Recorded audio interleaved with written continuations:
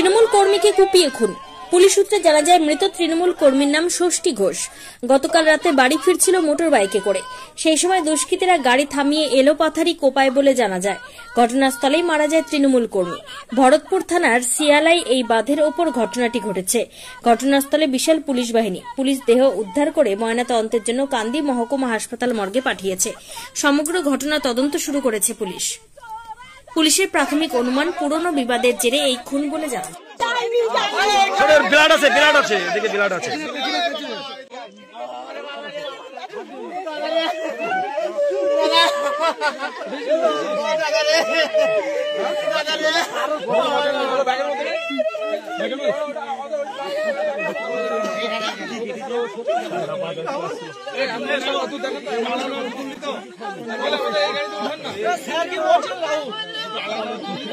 সাদা মাটিটা আলাদা রেখেছি, সাদা মাটি আলাদা আছে।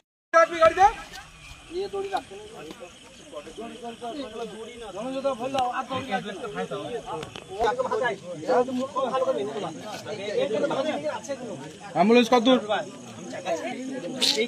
হ্যালো, অ্যাম্বুলেন্স কত দূরে?